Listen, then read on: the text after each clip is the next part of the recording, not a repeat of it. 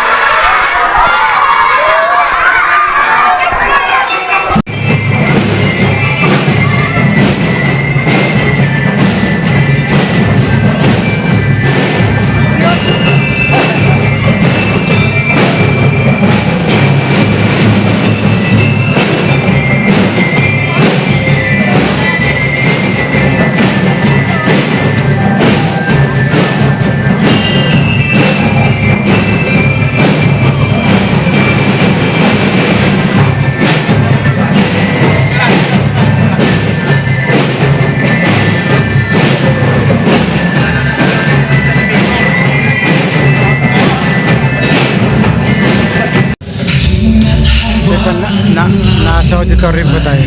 Sabay abutin natin ang tagumpay. Tuloy lang tayo sa pagpapanay.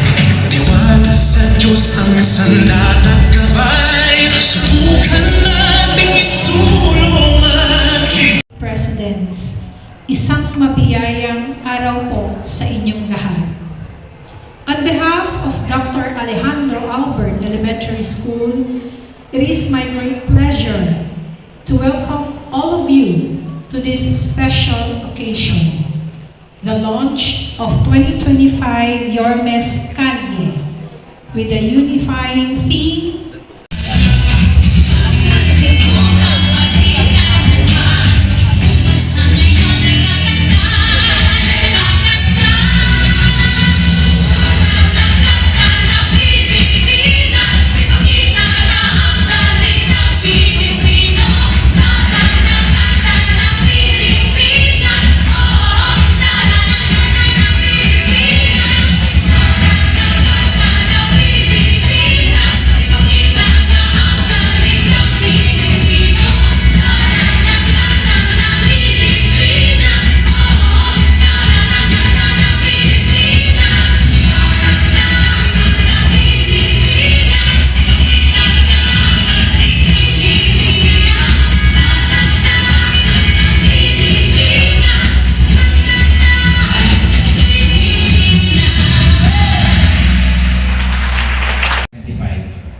Una po sa lahat, naniniwala po ako na each and every one of us has a special subject that we are good at.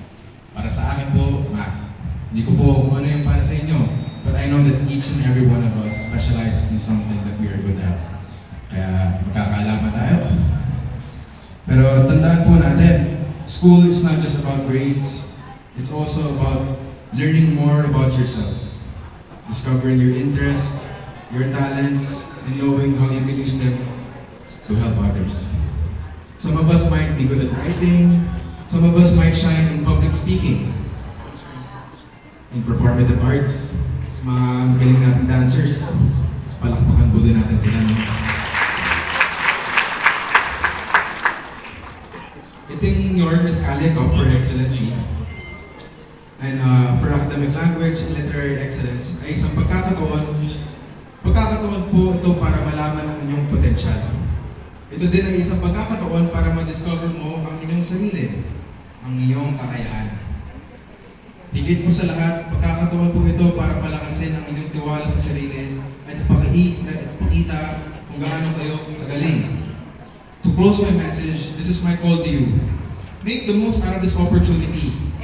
Yakapin mo ang pagkakataon na ito. Huwag matakot o sumubok. Huwag kang mahiya na magpahayag ng sarili. And just give your best. Dahil bawat hakbang, bawat kilos mo dito sa paaralan at sa bahay, no matter what the results are, ay magbubunga. That what is important is to unlock your potential, mga bata. Ang mahalaga ang pagsimula at pagpatuloy ng pag-aaral, pag-practice at pagbigay ng best of effort upang maabot mo ang pangarap mo. And lastly, maniwala kayo sa inyong sarili. Suportahan nyo ang isa't isa at higit sa lahat,